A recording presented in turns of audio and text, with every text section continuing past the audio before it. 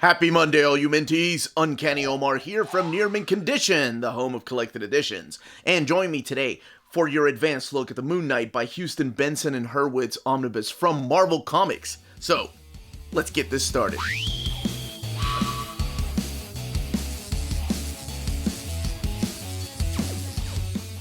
Before getting started, I want to give a huge thank you to David Gabriel and the fine folks at Marvel for sending us an advanced copy of this omnibus. This omnibus is due to hit the direct market and book market on May 17th or 18th, depending on where you get your books.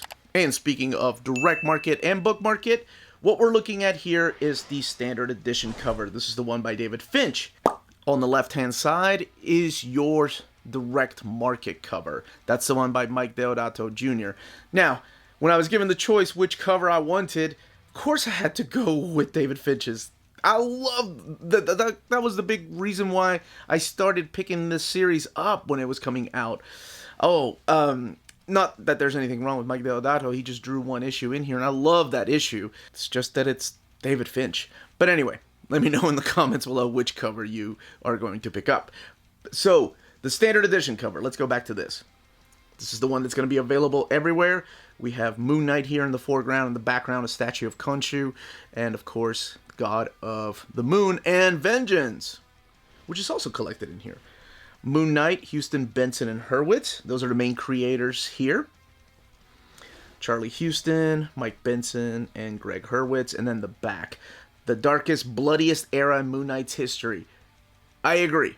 It is. And that's why it has this down here. Parental advisory. This isn't your... I hate when people say this. Your daddy's Moon Knight? Let's say your big brother's Moon Knight, because I don't want to sound like I'm that old. Big brother's Moon Knight. This ain't your big brother's Moon Knight. The book retails for $125. There is this kick-ass image underneath the dust jacket. Oh, I love that image. That is such a badass image. Just different panels from the comic, like the big fight with Taskmaster there. But I love that they did this. It's a nice collage. Alright, so let's get this book open. Talk about where this takes place in the reading order of Moon Knight, which I haven't done yet. I will do. But Marvel seems to be making my job easier by just keep printing these books in the Epic collections and Complete collections. And then, of course, look at the artwork and talk a little bit about the story without going too much into spoilers. All right, let's crack this open. Got your black end paper there, this image of Moon Knight. Another image of Moon Knight, and here is where you're going to find the credits and who worked on what particular issue. Charlie Huston, David Finch kicking off this era of Moon Knight, and then this is the only place you're going to find the credits, by the way, because they are not collected within the issues. Issues are broken down by issue numbers. There is no pages to be found anywhere. Page numbers, rather. So, let's start looking through here with David Finch's art. Oh, love this. This is the bottom. Now, if you watch my video of where to start reading Moon Knight, this is one of the ones that I suggested reading for beginners, because I think it really does a good job of reintroducing you to the character of Mark Spector, Moon Knight, and then slowly but surely you get to know the other identities that he has held throughout the past. So this collects the 2006 series Moon Knight 1 through 30 in its entirety, Moon Knight Annual Number 1 from 2007, Silent Night, that's the Peter Milligan issue, and I want to talk about those here in a little bit. Vengeance of Moon Knight, all 10 issues are collected in here, as well as the Shadowland Moon Knight 1, 2, and 3. Okay, so this, when I say this isn't your daddy's Moon Knight or your big brother's Moon Knight, it is a different take on Mark Spector. He's a lot more violent. You are going to see a lot of violence in here. You're going to see a lot of blood, a lot of brutality in here in the way that Mark Spector handles things. Now, without spoiling things, if you hadn't read Mark Spector since his 90s series, Mark Spector Moon Knight, you might be wondering, wait a minute, I remember the way that series ended. How is this happening? Where there were a couple of mini-series that happened in between that particular ending and this. And Moon Knight didn't take any kind of big role anywhere. I think he showed up for like a spread page in the New Avengers arc, or no, Avengers Disassembled arc, just because he was part of the Avengers West Coast. And that was drawn by David Finch. And I think that's what got a lot of people excited. I think more people were excited about Moon Knight, of course. I was excited about just seeing Stingray on a panel. But seeing Moon Knight, I think, really brought a lot of people back to like, wait a minute, who's this guy that's dressed in this white shroud with this cape? It looks mysterious.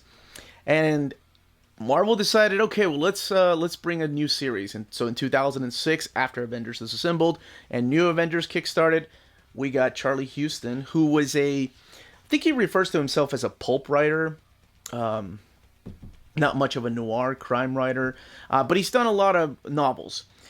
He's also done some comic book work, like he did some Punisher stuff. He did the controversial Wolverine, The Best There Is. And I say controversial only because I think it's controversial, where Wolverine cuts somebody's hair. Anyway, that's another story. Let's focus on this. So, Mark Spector has been taken out of commission for a while now. He hasn't been Moon Knight, and we start off going with some flashbacks as to what's happened in his life, his fight with Bushman. So he abandons the belief and code of ethics about trying to give his enemies a chance to be rehabilitated. In this, he's just going out for pure blood. And it's interesting because if you read, Moon Knight and you come to this, you're going to be so confused as to what's happened in his life. But slowly, like I mentioned, through some flashbacks, you get to find out what happened to him. You get to find out, what happened to some of the supporting cast that we've seen throughout his many runs of comics, whether it was Mark Spector or whether you're just a fan of the TV show or the streaming show, because you do see Frenchie. He does come back, even though he didn't play a big part in there. And I forgot the character is not Marlene, it's Layla in the streaming service. And Crawley. Not that they were big in that show, but they were huge parts of Mark Spector's life in here, in the comic books. So, just really quickly, what is happening here? He is bound to a wheelchair. He has flashbacks of fighting Bushmen. And that's pretty much where we start off. So he's not Moon Knight anymore. He feels betrayed by Khonshu. And he's still trying to become a superhero. He's kind of given up that life. He's addicted to pills. So there's a lot of mature themes in this. And there's some really powerful imagery through here. And it's not just violence. There's also some strong language. I mean, of course, it's kind of censored out because, comics and even without a comics code, you still have to censor it to market it to more of a mass audience. But they do try to get away with things. Even when they're censored, you can figure it out yourself. I always loved doing that as a kid, by the way. And this will make it easier because they only censor like 2 of the letters. And you're like, I know what that is. I got you. When I was a kid, I just kind of make up my thing. For some reason, I'm reminded of Buster in Arrested Development. I am not S-ing around. I am not S-ing around. Anyway, so we see him reconnect with some of the characters from his past, like Crawley, like Marlene, and more importantly, Frenchie, who reveals something about himself through here that kind of took Mark by surprise, and reveals why he did all the things he did for Mark, so much so that he ends up losing his legs. So it's not just Mark bound to a wheelchair. Frenchie actually lost his legs.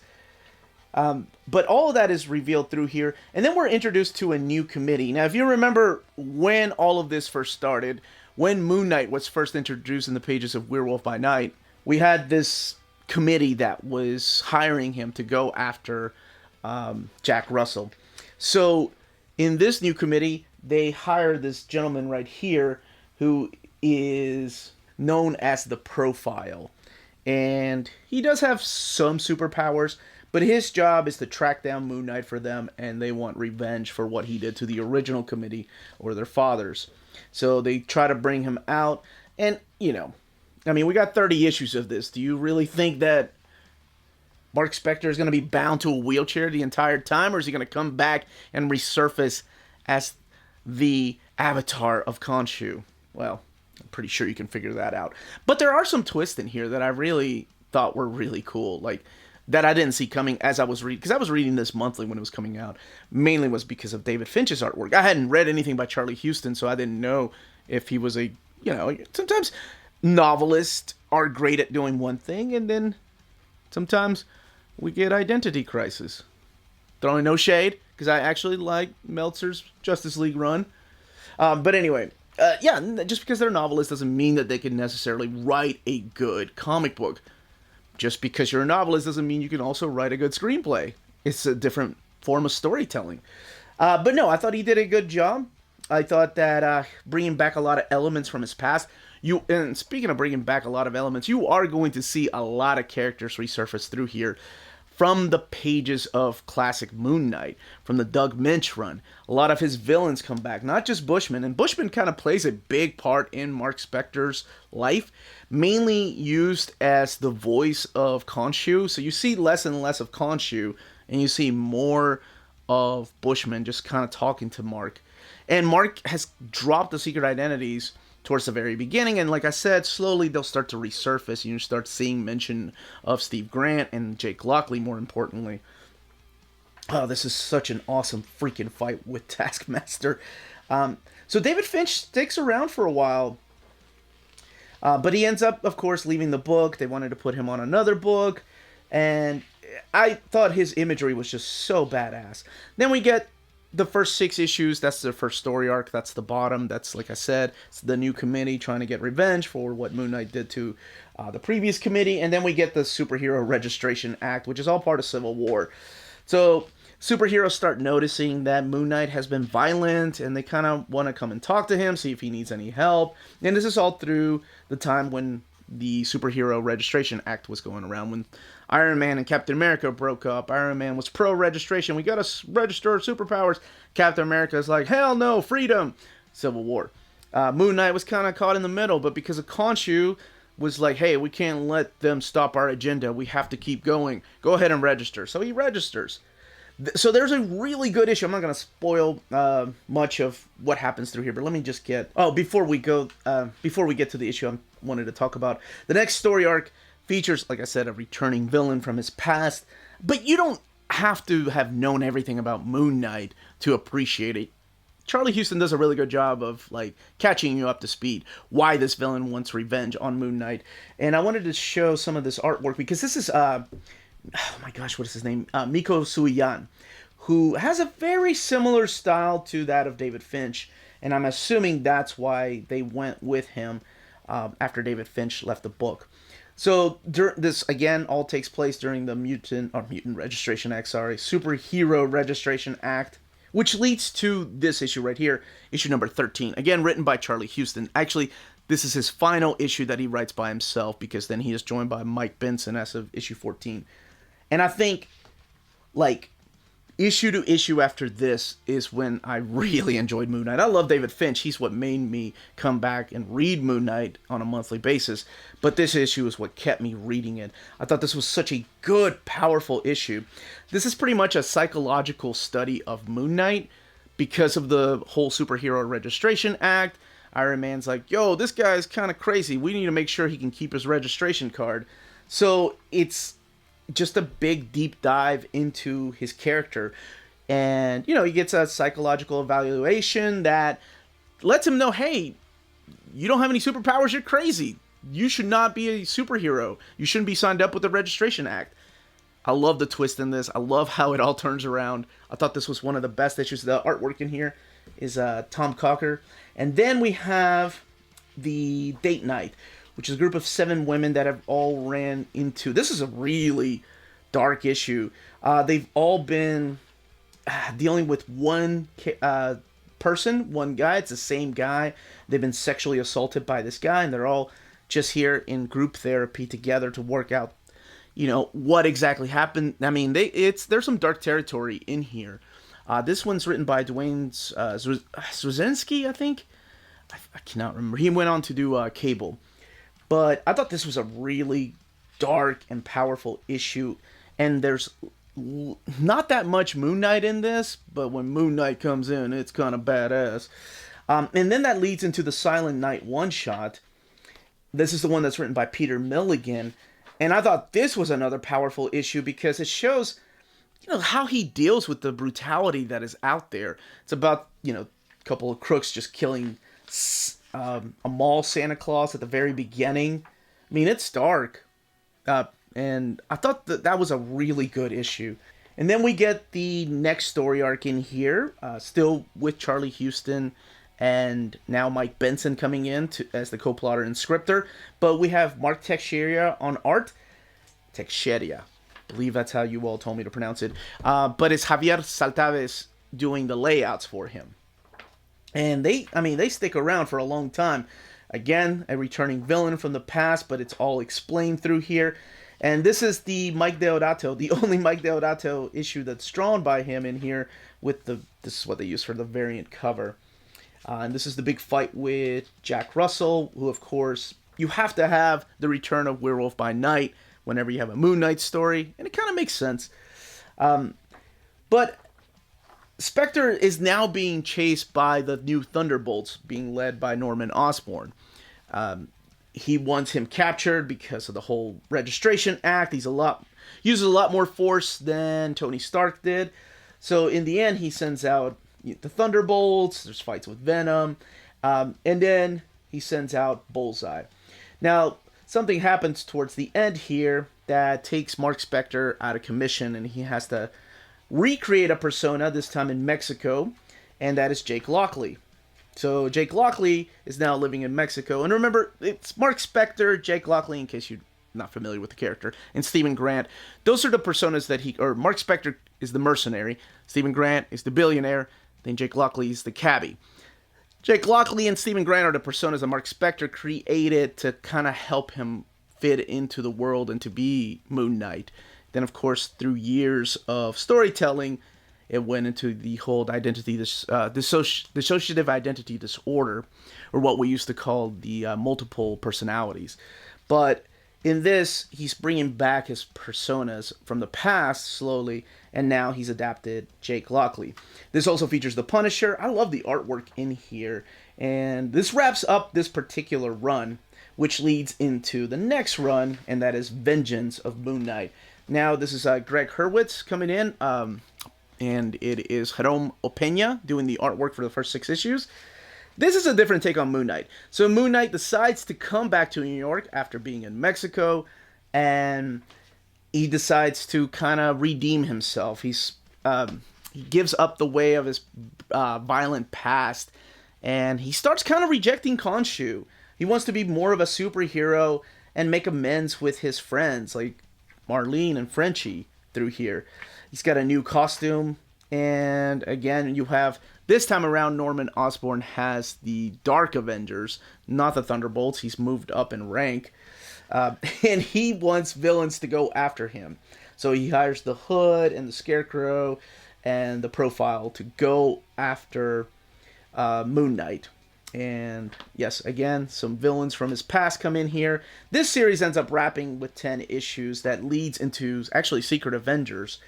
There's the big fight with Deadpool here for a couple of issues. And the series was canceled because they decided, this is the team up with Spider-Man, they decided that as of issue 10, he'd be focused more and more with the Secret Avengers, and that's where you'll find him. And hopefully we'll get a Secret Avengers Omnibus. That would be really cool, because there's some really good stories in there. Of course, this is during the time when it was Norman Osborn's Dark Avengers era. And also collected in here is the Shadowland issues, which features the return of a big character from his past that I don't want to spoil for people. This is when Daredevil was leading the Hand. That's part of the story arc in here. But I think it needed to be in here because it needed to complete. This is also written by Greg Hurwitz. So I feel like this is a complete omnibus that could take us to the new modern age post his run on the Secret Avengers. Moving on to, like, I think it would be Moon Knight Volume 6, Volume 7, the Jeff Lemire stuff, the Brian Wood, the Warren Ellis, Brian Michael Bendis. I think that would make a really good modern omnibus for Moon Knight, because there's some damn good stories in those. And then we have the extras in the back, so let's look at those. So we have some variant covers in the back. The book has 1,184 pages. This may be familiar to you because this was the cover to the Moon Knight Omnibus Volume 2, the classic Moon Knight Omnibus Volume 2. But they decided to use the Vengeance of Moon Knight variant by Alex Ross. There was also a Dynamic Forces variant. Love the black and white variant. So gorgeous. And then there's the script to issue number 1. It's a fast read. I will say that about this omnibus. It's a lot faster than the Doug Bench stuff, than the classic Omnis, than the epics. So if you're looking for something quick to kind of get you to know the character of Moon Knight, and you're okay with violence and a little bit of strong language, then this is the book for you. Character designs and some house ads. The official handbook to the Marvel Universe. 1,184 pages. Let's take a look at this eye. That is one fine eye we're looking at. It is sewn binding. Actually, not exaggerating. That's a good eye. And that could be because I did open it up properly, of course, stretch the spine, and read it once last week. Now, as far as the paper, let's look at this. The paper is the iMac printer paper. So it's not as thick as the book that I just recently did an overview of that was from the iMac printer. I thought that paper was a lot thicker than what they've been using lately. But it's also not as thin as something like Defenders, which I know is what I always compare it to, but people are worried that they'll go back and go to use that paper, and that's not the case. You are going to get a little bit of gutter loss, just because of it's a big book, and the way that the book is bound. But holding it down like this, you can see a little bit more of the artwork. And that's only towards the beginning and towards the end. There are some spread pages throughout this particular series, so they do get better by the time you get to the middle. But that's it. That, as they say, is that. If you're interested in purchasing this book, don't forget to check out our sponsor, cheapgraphicnovels.com, your online home for graphic novels and collected editions up to 50% off cover price. They have excellent shipping and prompt and helpful service. Check out their bargain deals for up to 90% off cover price. And don't forget, the CGN also takes pre-orders. That way you don't miss out on the hottest releases. And they are currently running a special promotion for you Minties. If you're a first-time customer, after receiving your order confirmation email, reply back to that email and let them know Near Mint Condition sent you their way. They will then apply a free shipping promotional credit to your next order in the US. Cheap Graphic Novels, your source for the hottest books with the kind of deep discount, quality shipping, and customer service that will keep you coming back for more. And that was the content, the page count, and build of this omnibus. Let me know in the comments down below if you are picking this up, if Moon Knight is one of your favorite characters, and he's been getting a lot of love lately in collected editions, whether it's trade paperbacks, reprints of epics, omnibus editions, upcoming epics. But yeah, let me know in what other series you want to see collected in omnibus format. This was the Uncanny Omar. Thank you all so much for watching. Don't forget to smash that like button, subscribe, ring that bell for notifications. We are on Spreadshop and Patreon. Amazing ways to support the channel if you can do so. And thank you to our existing patrons. More importantly, everyone, stay healthy and safe out there. Much love.